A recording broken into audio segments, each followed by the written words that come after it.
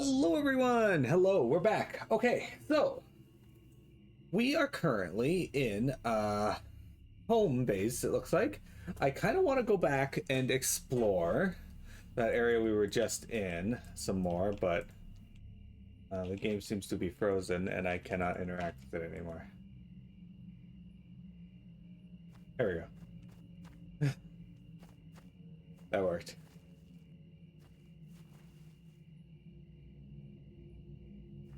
Okay, so this means we have 3. So how do I get it to open up again?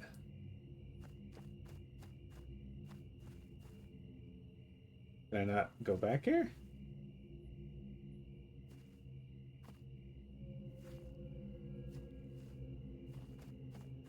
Do I gotta use something in here to get it to go back there?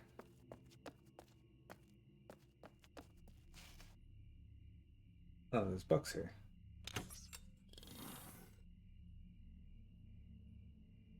Okay, don't worry about those right now.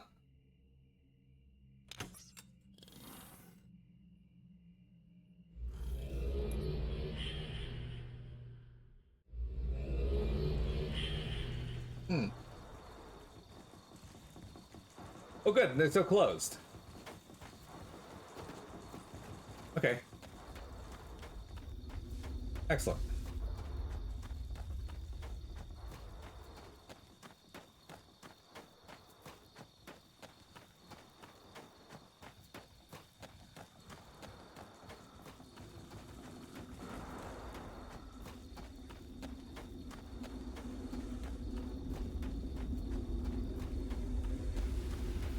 Okay, so I wonder if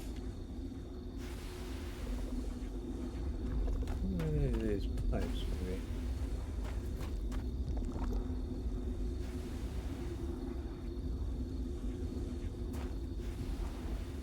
Let's see. Almost everywhere new you go will add a okay, hang on. Stream randomly dropped there, sorry guys. Almost everywhere you go will add a book or page to a book on your bookshelf. Very handy. That is very handy. Thank you for pointing that out. I hope you like how I styled my character. He is very much styled after me. You know, with the receding hairline and everything. Profile view.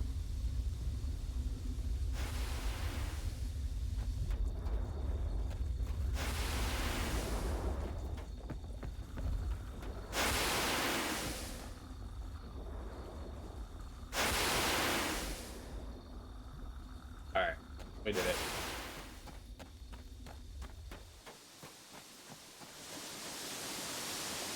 Okay, so let's go look over here by this waterfall.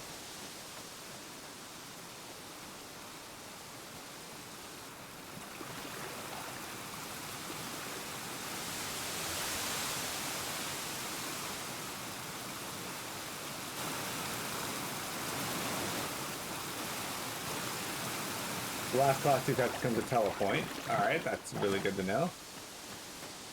Alright, so there's still this cave over here that we haven't really figured out yet. We need to figure out how to get it to be brighter in there. So let's teleport here again, and because we know that these were connected. Which technically speaking, the one teleporter I just touched probably wasn't the best one, because there's one in this area that we did hit as well. But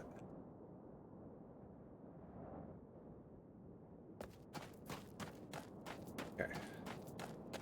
I jumped down there. We could go explore over there. Let's finish over here first. We'll come back to that. Honestly, I expected today to be a lot of jank just getting the game working properly. So I'm happy that we were able to get that going, and now we just gotta figure things out. Figure out.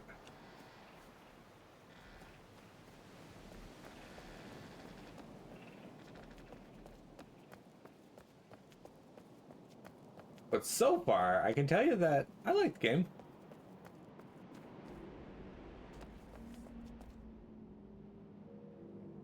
Weird fucking Zanger marsh mushrooms here, though.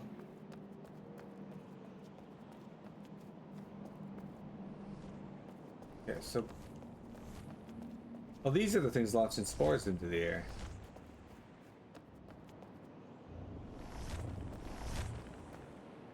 Why does the camera angle shift when I'm on there?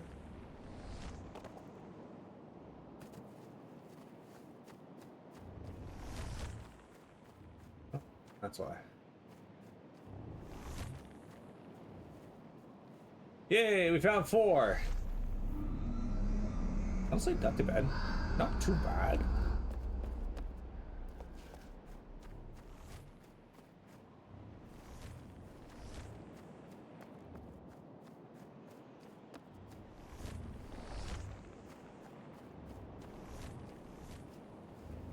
Sometimes you just gotta search every nook and cranny, every crevice, if you will.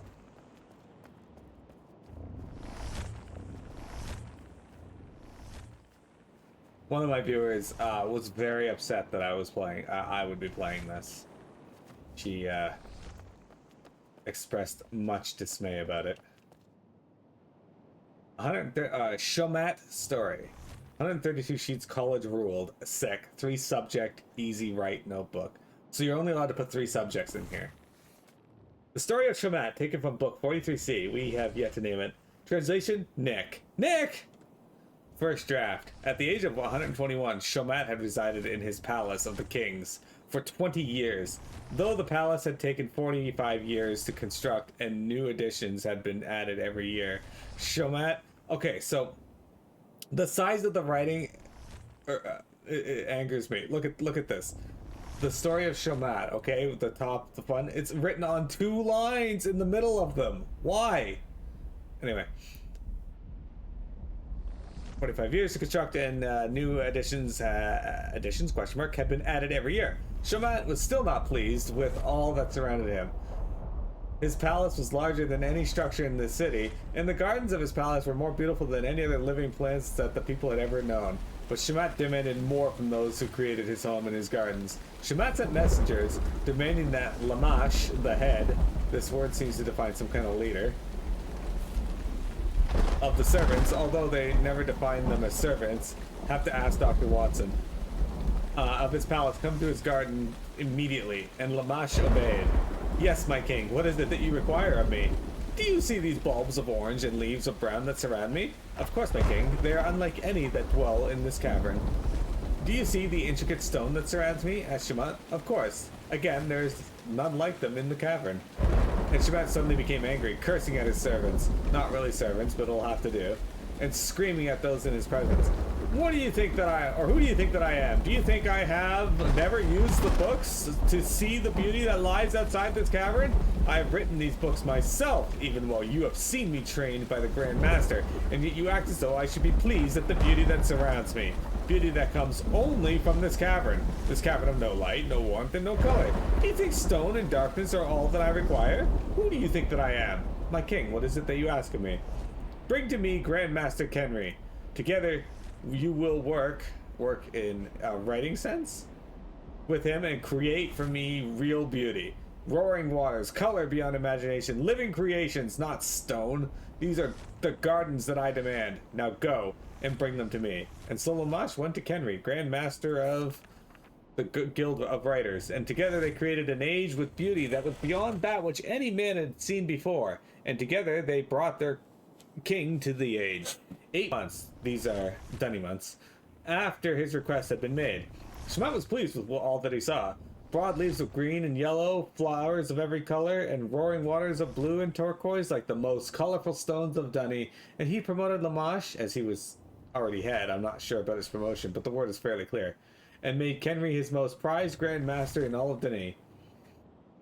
Shomat spent every day on his new age and asked for more of them and he asked for more of them, and he asked his architects to provide structures on these ages. That's weird. You hate the K's? Yeah. And while this happened, Shomat's brothers continued to grow more jealous, and their anger turned to rage. They had not been invited to live in the palace of their brother, and now, though multitudes of common citizens were invited to the gardens of Shomat, never once were they allowed to visit, and their hearts burned towards their king and brother. So it was that Shomat was sitting alone in his garden age when 2 creatures approached him. Though they resembled men, they walked on their arms and legs and moved quickly. Shamat was frightened upon seeing the creatures and immediately called for his guards. The creatures ran from the guards, but Shamat ordered his guards to follow them, and the guards obeyed. It was not until the next day that they returned. They claimed they had seen a city with hundreds of these creatures living in it, conversing with one another, and organizing armies. These armies lived inside of the Garden of Age of Shamat, and Shamat was very afraid. Shamat ordered the men who had seen the village to be put in prison. Not sure in book or if book or physical prison for what they saw. And he called his most trusted advisor, Lamash, to his residence in the city. You saw this? Go to jail.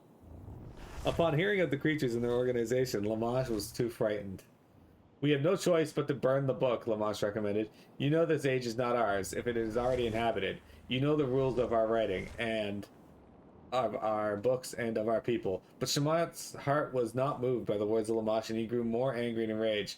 The world was created by me, for me. If there are others who exist, they will have to be killed. It is Denis now. Denis.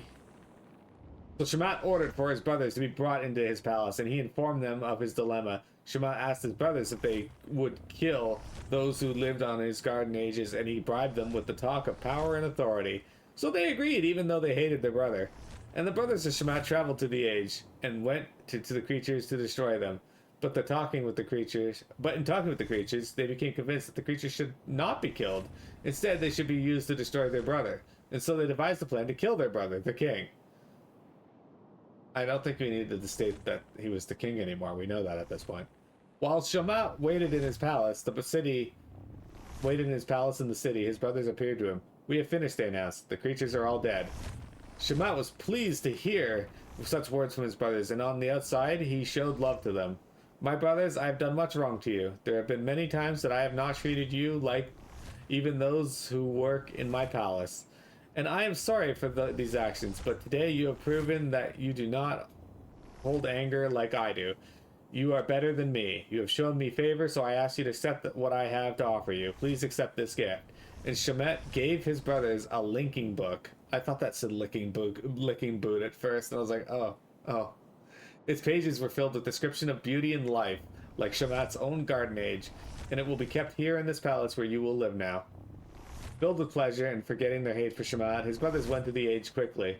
And it was there that they died, thinking they had fooled their brother. Shamat burned the book in his own fire, forever erasing his brothers and their deceit from his mind. And Shamat ordered the Grand Master to change his garden age so that those who lived there would die. And Kenry obeyed the king even though he knew it was wrong, and his life was filled with turmoil until he died. But Shamat, though he did what was wrong, continued to live and pursue all that he wanted. The story continues, but it seems a good point to stop. I'd like to go over this a few more times with some better translators, maybe even Dr. Watson.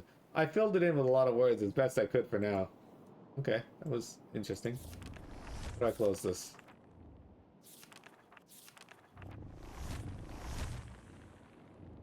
Okay. Okay, just hit escape. Interesting. Why did I just leave that? Why wouldn't I bring that with me? Alright, well, that was an interesting read. Matt's a bit of a dick, though.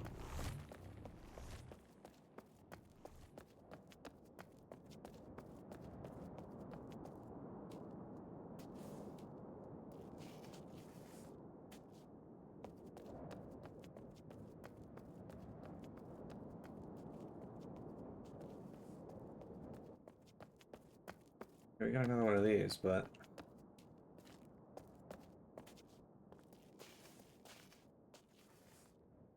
this is back to the waterfall, so let's see what this takes me.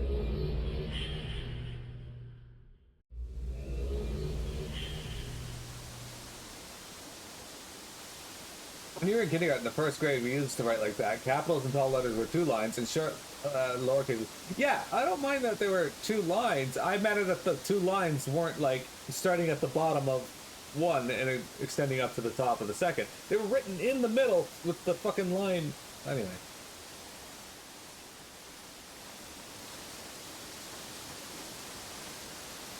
Alright, so.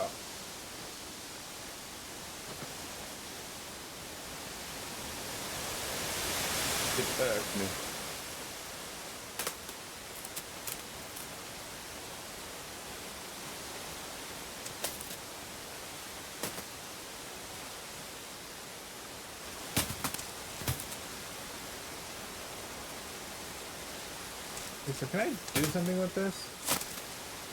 Because like these look like torches. I should be able to pick them up, yeah?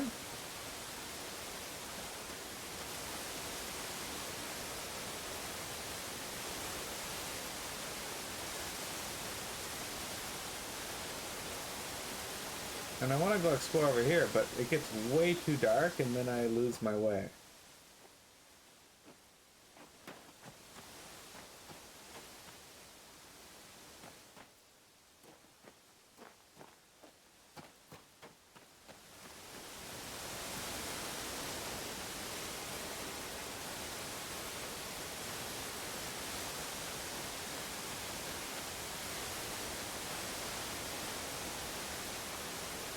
You need to defeat Nito to get up there?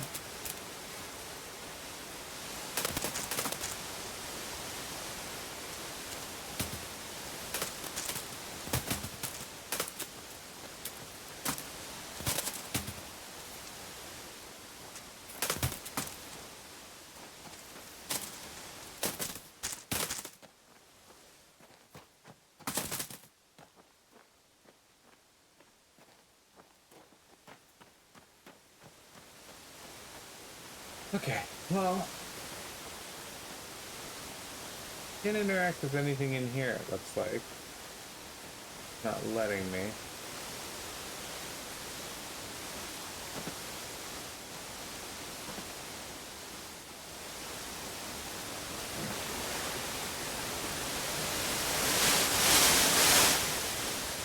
This is new. Let's interact with this. Another one of these.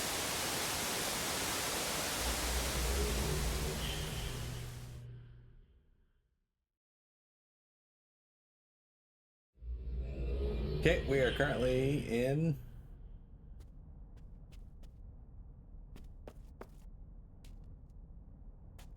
another area like the one we were in previously.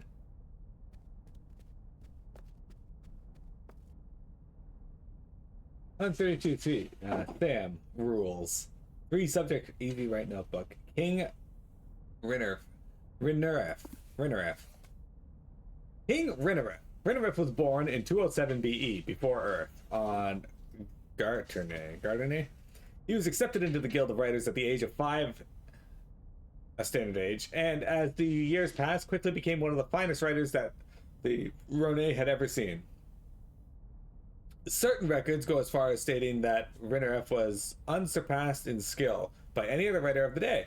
By the time he was 90, Rinneref had achieved the rank of Guildmaster and was well on his way to becoming Grandmaster. However, due to personal convictions, he never achieved that rank. Rinneref had long been a challenger of the views of the Guild of Writers, as well as the king himself. Rinneref was apparently very concerned with the society's views pertaining to the purpose of writing. Is this game tied to Clair Obscure Expedition 33?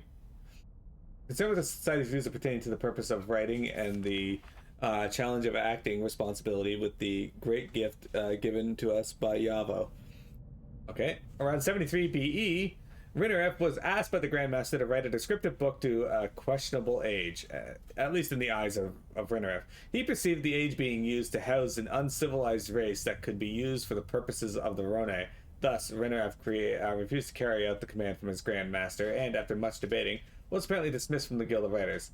Some records do point to Rinneref willfully excusing himself from the guild, although regardless of how he left, much of the society found the dismissal unfair, and some went so far as to call it detrimental to society. Around 59 BE, the fact that Garterne would not be able to serve the Rhone as a home for much longer was confirmed, and the information made public. Rinneref had long known the state of Garderne, and from the time of his dismissal, and apparently been working on the age that he felt would be a good place to live for those who wished to follow him. According to various journals, Rinneref managed to attract a few thousand Rhone and convince them to follow him in the ways that he felt important to the age that he had written. The king allowed Rinneref to split away from Rhone, along with a few other smaller groups. While the majority of Rhone left Garderne to a new home called the Tyranny, Rinneref took his group to Earth, where he established the Dunny, meaning new beginning.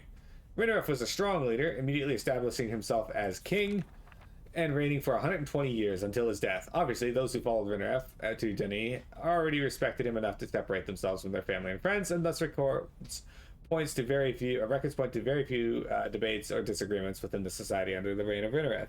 As had always been the case with the Rune, a group of surveyors was sent to Dunny before a group officially moved there to establish the Great Zero and the line emanating from it. A monument was built on the Great Zero in the year 0 DE. Unlike previous occasions, Rinareth established the line of the Great Zero as set apart for holy buildings without authorization by the reigning king. Construction was forbidden. Though it's never stated directly, records strongly imply that it was Rinareth who chose where the city would be established. He seemed to base his decision on two factors, which probably made the decision an easy one.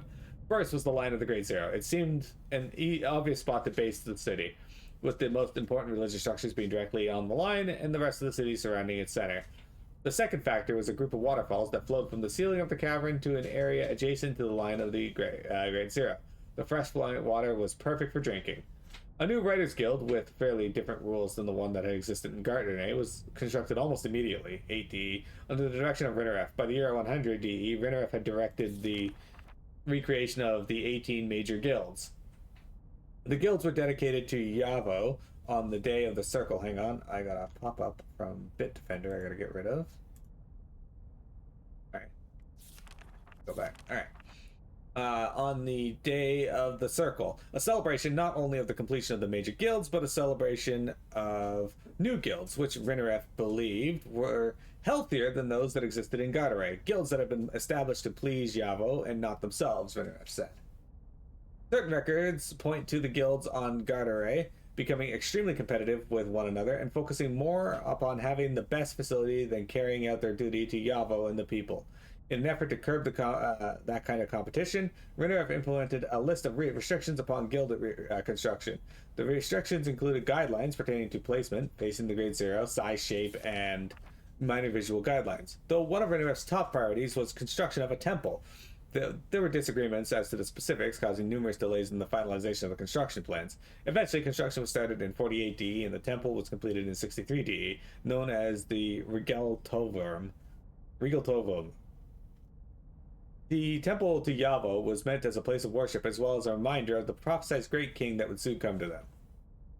So, Rinareth also made it a priority to install massive fans that would supply the cavern with fresh air. Natural openings existed, but it was quickly discovered that they did not supply ample circulation for the cavern.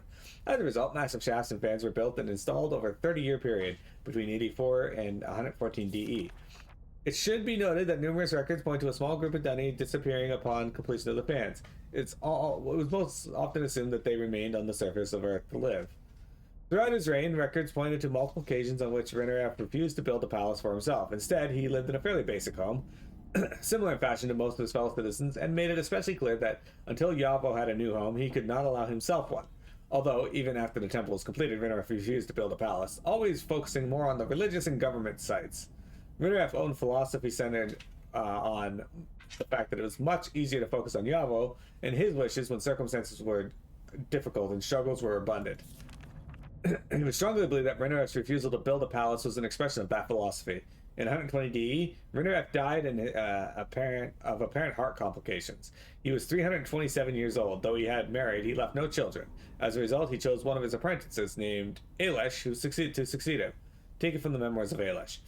From the Oath of the Guild of Writers, written by Rinareth, taken from the journals of the Grand Master Nation of the Guild of Legislators, Garderne's son was dying and would eventually cause a rapid decrease in temperature, making it an uninhabitable age. The Great Zero itself was usually based on a prominent natural landmark. Within an age, from the Great Zero, a line was drawn, usually toward magnetic north, to aid in navigation, construction, etc. It should be noted that the 18 major guilds of Dunny were not necessarily the same as the 18 that had existed in Gardner. In fact, they were probably much different. Though there is no information that details the major guilds of Gardner, we do know that the guilds were meant to be flexible and serve the people in the needs of their time. Taken from a transcript of Rinareth's speech in the first day of the circle, the prophetic work of Regal Tavor of Orpa, book Rinareth believed strongly in, dealt with numerous prophecies of a great king who would be sent by Yavo to guide the people. Okay. Neurovac says that this game is more reading than a library. Not really joking, it's crazy. Oh, well, yeah. The Stone Hammers, Tigris, DRC. Intro to Meaning. You guys ready for King Damatch? King Damath?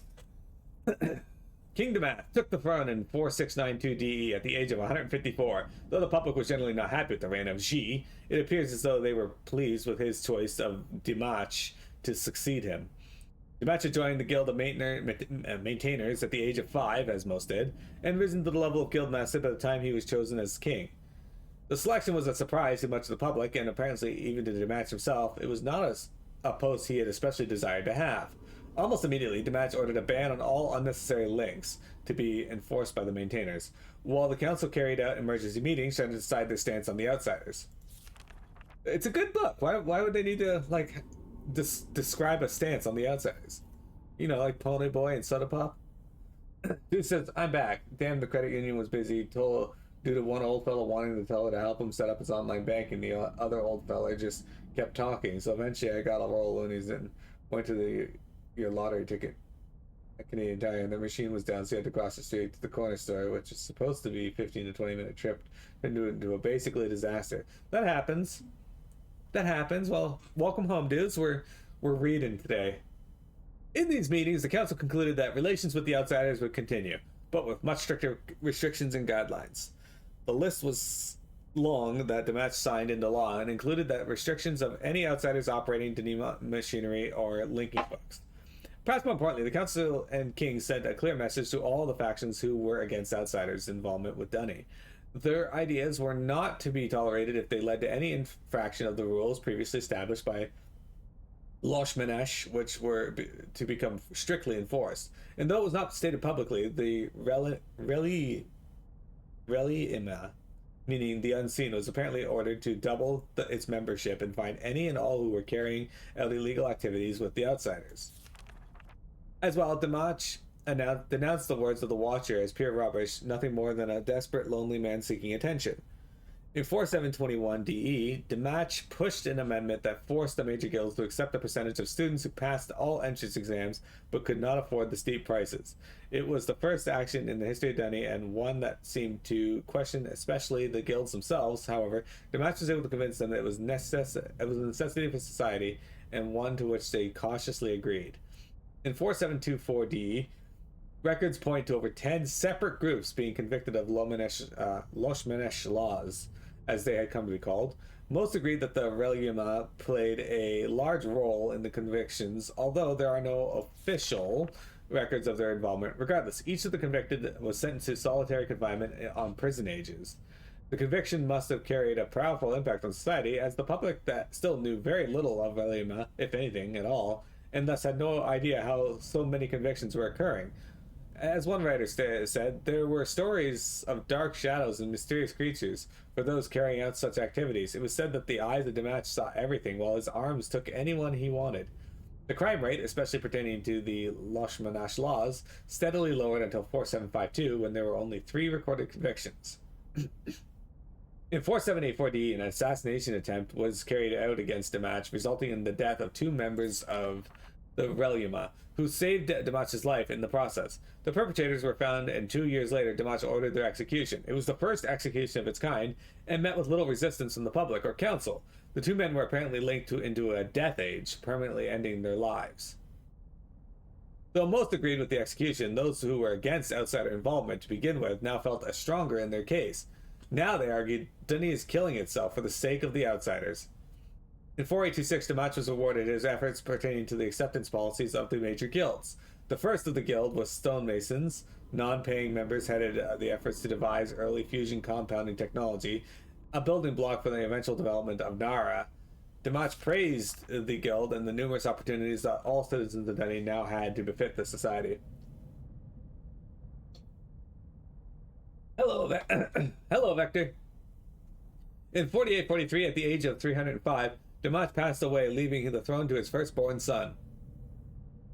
Some argued that G didn't make the choice of Damach, but that the Grand Master Imus of the Guild of Maintainers made it. The matter was never officially settled, although most contribute the choice to G. From Damach's speech, it explained to people that the findings of the council meetings. By that time, the major guilds had become extremely expensive, and a large majority of the population, even if qualified to join the guilds, had no way to afford it. Taken from the private journals of Guildmaster Rashan of the Guild of Archivists.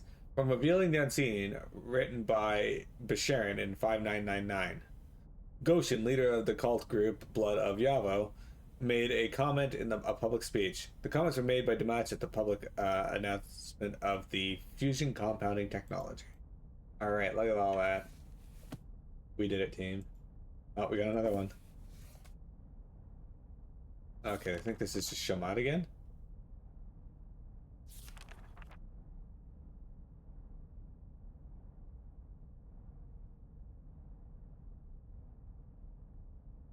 Oh no, I think this is new though. All right, King Shomat. Shomat took the throne in the year 300 Dunny era at the age of 44. Up to the point of his coronation, he had been a member of the Guild of Writers. He continued his study of the art through private mentors for a number of years after his coronation. It was the lack of proper guild instructions that most Dunny historians attributed to the story of view Shomat later took on. It was an up and down reign, partly due to tremendous tension that seemed to exist between himself and his older brothers. Both of the brothers, though they had little respect, did everything in their power to make Shamat's reign tumultuous.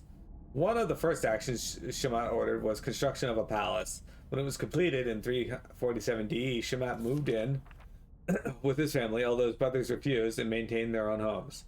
Such an act was regarded as a tremendous disrespect to a family, and only served to widen the gap between Shamat and his brothers. Further tensions not only within Shamat's family, but within the culture as well as the lavishness of the palace. Ornate gardens were present inside the physical grounds, and garden ages were written as well, linking from within the palace. Rumors abounded that some of these garden ages were even wiped of their inhabitants in order to provide Shamat with relaxation.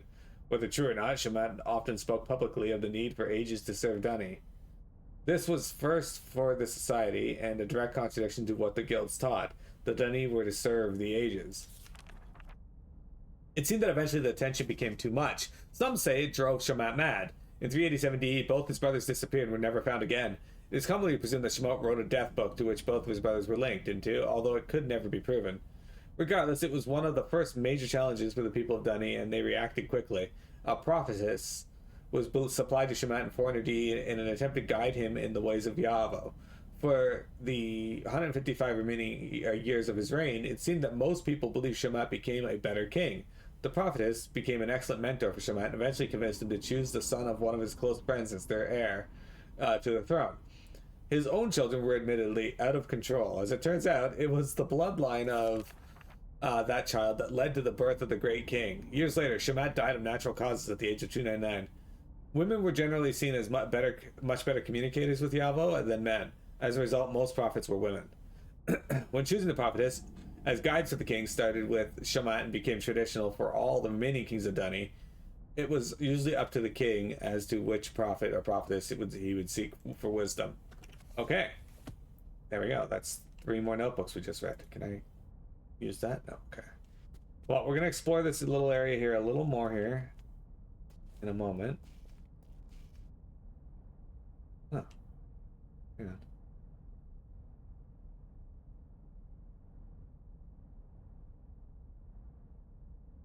This is kind of nice. This is probably the ancient city of Dunny, I would imagine. Because it's like in a cave, it looks like. Interesting.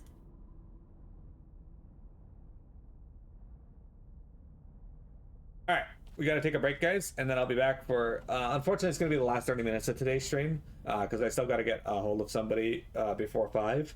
But I will be right back. Don't go anywhere.